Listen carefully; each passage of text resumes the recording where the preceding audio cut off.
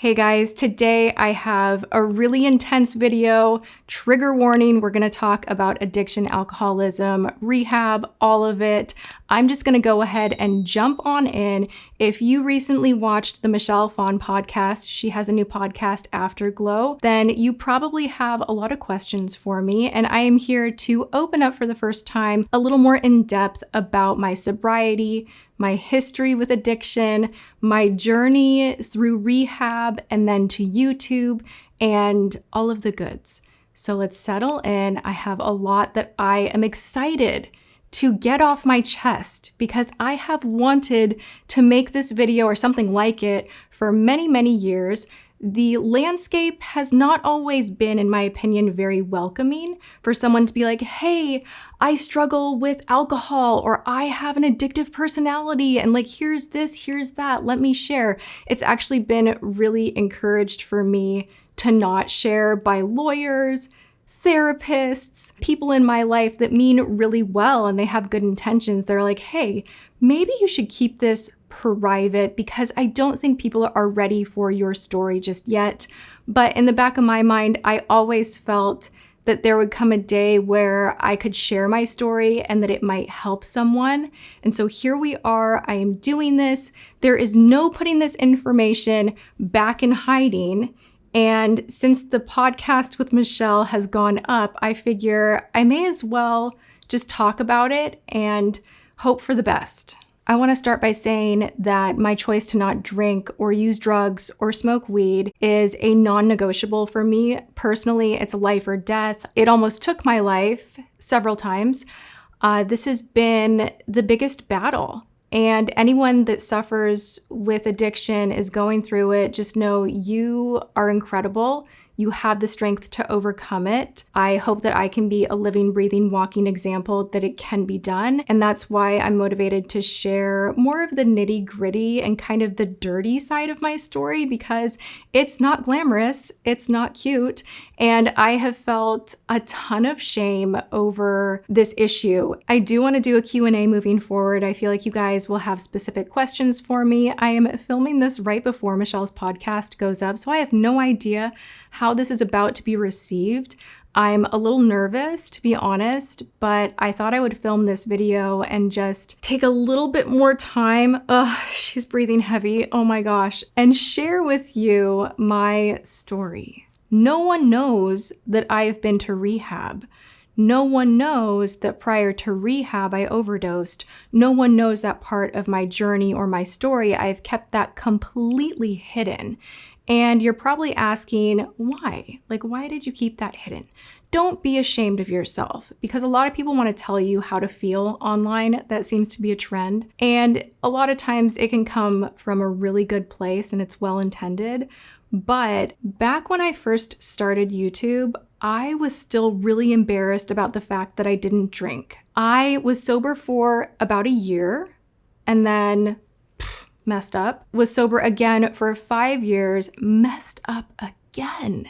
Didn't see that one coming. And this was during a time when I was still making 5 videos a week. It was a very short drop off the wagon, if you will. Like, it was a very short relapse. It was like oh, touch that hot stove. Oh, nope, I do have a problem. In my mind, I made the issue of me not drinking not a drinking issue. I kind of got to this point where I was like, I have money now and I'm successful, and look, everyone has fun doing this, and maybe I'm more mature and grown up and I can handle this, and this is what normal people do, and I was really depressed before, so like, maybe I've overcome this. And I fell off the wagon like that. Like, it just came back with a vengeance, and it was like, ooh, life or death. Like, let's choose, let's make a quick choice here. It was a very short period of time, thank God. And I was back on the sober path pretty quickly, and I have been for the 8.5 years since. I am so sick of pretending to be something that I'm not. And I'm ready to just say, hey, I'm not perfect. Far from it. I have big struggles. And I have found a way to overcome a lot of them. And does it mean that every day is like the best ever and that I never have days where I'm down and I struggle still?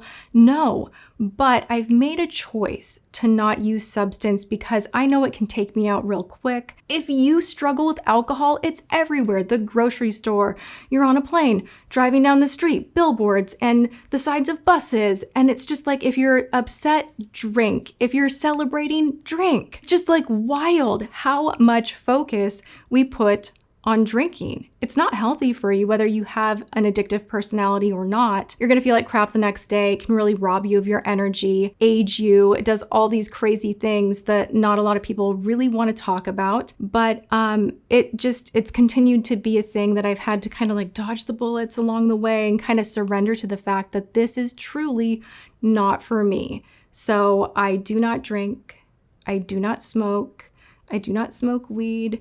I am absolutely through and through sober as they come. I might be addicted to makeup though. As I'm looking behind me, this looks like a lot of chaos and I get it. You know, my advice, honestly, like in the middle before going into a little more of my story, sometimes when you give up something that provides you with so much pleasure and escapism, makes you feel good, the best thing you can do is pivot and find something else to be fascinated with that makes you feel good. Just make sure it's in a way that's healthy, that's not damaging, that couldn't potentially kill you or other people. I think that's kind of where the real intensity with loving makeup started. To back that up a little more, I've always loved makeup. I have worked jobs doing makeup. I wanted to be a celebrity makeup artist. So I've always been in the beauty game, but really taking focus and like building this career, I feel like that's part of my own superpower, is being able to go all in on something that I derive joy from and never know how to get enough. So like my joke with people in my life, I'm like, I don't know how to quit. Like I don't know how to quit something that's good for me. I will go all in. And if you struggle with addiction, that right there is your gold. That is your superpower. You will not be distracted the same way much of society is. You will have it in you to go that extra mile, to learn more, be more detailed, to really just push through. You know how, once you've mastered the art of stopping some type of substance, drinking, what have you, you've mastered the art of delaying pleasure. And that is a huge, huge foundation to building any business, you know, long-term success. The ability to say, I'm not going to go to that fun event and get buck wild right now because I've got to work and I've got to pour into what I'm creating. And so for me, that's how I was able to go 5 days a week on my channel for 5 years, is because I was all in. I used that part of my brain to my advantage instead of allowing it to completely obliterate me. You guys are like, tell us about rehab. People always want to know. They're like, the rehab part. What was that like? How did that go down? What was that all about? I partied pretty hard in my 20s, nothing out of control. But when I hit my rock bottom, it happened fast. Like it all of a sudden one day became this thing where I was drinking right when I got up in the morning. I noticed that I started hiding my drinking, like I was putting vodka in plastic bottles, taking it to the movies, like, oh, I'm saving money. But the reality is I wanted a certain amount, so that's what I would do. And I had all these different things that were changing in kind of a short 3-month period before I ended up going to rehab. My life had completely fallen apart. So let me start there. I was kind of a social partying drinker, had fun, whatever, a few wild nights here or there. And then everything completely collapsed out under me. I lost my job, didn't have anything in my bank account. I think I was like negative $35. And I was like, I'm going to lose everything. I had to move back home with my mom. My fiance had dumped me. I felt like I had no options for a career. I didn't have anything going. And I was on top of it, deeply depressed. So depressed. I could not function in my day-to-day without alcohol to numb that void, to numb that pain. I just did not like being alive.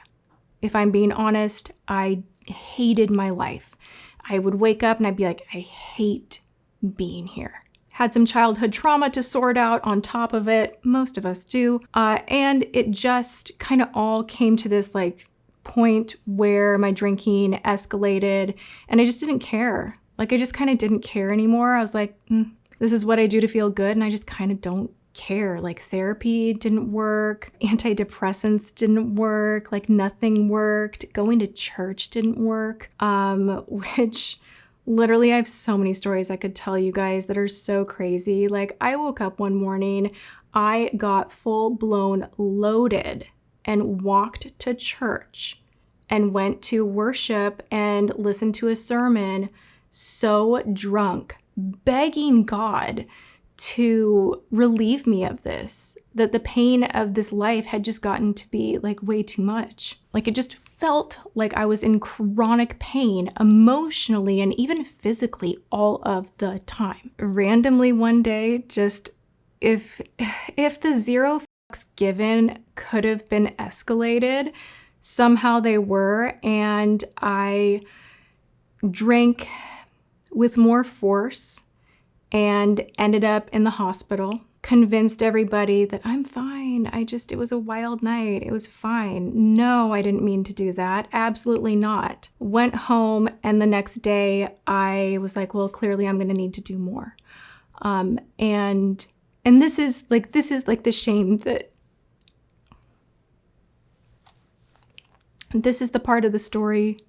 Oof. I want to share the dirtier parts of my story because I know there's someone watching who needs to hear this, that needs to hear that there is a light at the end of the tunnel, that you can change and you can go through just the yuckiest, most shameful things and still change. So that second night went even harder. I should have died. There is no reason that I should be here on earth with how much alcohol I consumed. My mom found me. Ambulance was called. I had pissed myself, vomited on myself, like they thought I was dead, and went to the hospital. They don't know how there was no damage done to my body. I survived and ultimately checked myself into rehab. And here is the beautiful part of my story. At rehab, when I was getting the help that I so desperately needed, I was getting out of that horrifying pain and the inability to set down something that was killing me. I found the YouTube beauty community, and in the evenings when we were allowed to use a computer, I had like a small little teeny tiny computer that was smaller than an iPad. I still have it. I don't know how to crack into it, and if I could, it would be interesting because I would journal on there all that I was going through, my hopes and dreams and wishes, and I would watch the beauty community, Michelle Phan specifically, and that's why that interview was so absolutely important for me to say yes to, and I flew to LA and I was so excited. So I'd watch her videos and I would make notes of different products I wanted to try, and I would wake up in the morning at rehab and I would do my makeup, and I was healing. For the first time in a really, really long time, I was healing. My goal was to get out of rehab, stay sober, buy a camera, and start my own channel. And long story short, I eventually did, and I got really good at it. It didn't happen right away, but with persistence, things started improving. And again, there's that magic within someone with an addictive personality. Just pivot it, get out of that pain. You can. It's gonna be painful, but you can do it. And that's my story. I've always wanted to share. And it's been tempting to, especially when I've been on panels and someone will ask, why did you start your YouTube channel? There's always this like micro expression of mine where I go back and I'm like in that rehab facility and I'm just hanging on for dear life. I so often wanted to share, but I wasn't ready. It didn't feel right. Even at the Kiwi launch party, you hear me speaking about Michelle and I'm like, I think I say something like, you helped me so much, like, and I almost start crying, and like, I didn't tell her then. Okay, we're getting to, and I also had like my number one hero here, who I watched before I started any of this, that helped me in a really dark time of my life. And I love you so much, Michelle. So when she invited me on her podcast and I sat down, she didn't know that I was going to drop this information. It was just like, hey, let's talk about like the journey with all the online drama and litigation. And she asked me like, tell me about why you started your YouTube channel. And I was like, oh man, here we go. If this moment is going to happen, it's going to happen right here with the woman that unknowingly helped me in the early stages of my recovery right after I had tasted death. What a cool moment, and I'm so grateful to her. And so sorry, Michelle, that I just dropped that on you without telling you in advance, because usually if there's some kind of heavy topic like that and you're going on a podcast, you give the host a little more of a heads up, and I didn't. I was undecided if I was going to do it or not, and when I was there in the moment, I was like, I have to. This is a lot to digest, even for me. I don't talk about my story in detail this much anymore on the regular. It's something that happened in my past. It greatly shaped me into who I am today. I'm really proud of my recovery. And like I said in the podcast with Michelle, something that I'm most proud of is that during all of the craziness of almost divorcing James and being offline and all the litigation and losing Tati Beauty and, and even now recently having to part ways with, I've stayed sober and I'm really, really grateful. So why did I never share? Why did I never share this online? I was afraid. Because a lot of people in my life, like in my personal life, they would downplay the fact that I had a drinking issue, and it would just always feel kind of weird. Like it would just feel like, are you embarrassed of me? Like, am I embarrassing you? It just had that taste. People are like, no. And like, people just don't know how to act. And I was like, I don't know, maybe that's in my head. Like, I don't know. People are treating me weird now that I'm sober and it's this whole thing. And people treat you like, you're just really weak and like you have a problem and you couldn't fix it. And you're just like, you're wearing that scarlet letter. And it just feels just like so coated in shame. And I want to like break that apart moving forward, because there's something so powerful about choosing to get sober. You are incredible if you choose that path. There's nothing shameful about it. But I let it get to me in the beginning of YouTube when I was mingling, meeting people, going to events. Like I would tell people that I was like on a cleanse or like, I just don't drink for health reasons. I would make up all these different excuses as to why I didn't drink. And people so quickly would be like, oh yeah, okay. So anyway, I went to an event with a very powerful at the time president of an MCN was hosting, and we all, like a bunch of girls, we all went to have drinks at the Tropicana, and then we were going to a concert afterward, and everybody's just like chit-chatting and whatever, and I will never ever forget the heat in my body that went from my toes up to my head. I ordered a virgin mojito. The president of this company looks across the table right at me, eye contact, and says, "That's a virgin mojito?" I'm like, yeah. I'm getting kind of nervous. She's like, and this is in front of a bunch of influencers, mind you. She goes, "What are you, f***ing AA?" And I about like melted into the ground. I said something like, no, it runs in my family. I just choose not to drink. And I felt so much shame in that moment that I decided in this industry, it is not safe for me to out myself. It is not accepted. It is dirty. This is something that I have to hide if I want to be successful. And that's really sad. I've been privy to conversations where people are talking about other influencers and that they have a problem and how they would talk about those characters. And I'm like, dang, you get a front row seat to this kind of talk, and you will learn to keep your personal stuff very, very private. There have been friends who are therapists. I had one girlfriend who, has her doctorate, and she was working at an addiction center, and she had no idea that I had the history that I had. And she was like, addicts are the worst.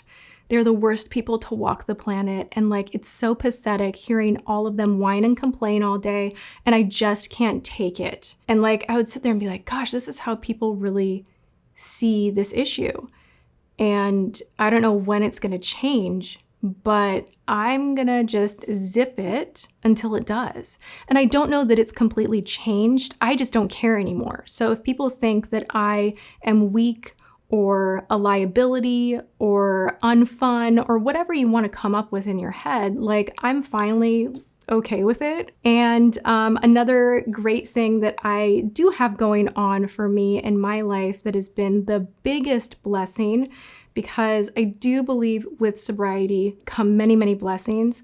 I remember someone told me that in the beginning. They're like, sobriety brings blessings. You will see, like, there will be good things that will happen in your life. And I didn't believe that at the time. Like, I remember like my first group session, they're like, what are you grateful for? And I literally was like, I don't know. I have hands. I could not find gratitude in me. I was so broken. So hearing those things in the beginning, they did help, and they were very, very true. I met James. I had my year and then relapsed and then moved back in with my mom. And I think it was a few months later that I was pretty fresh after my relapse, which like they don't recommend. But write your own story.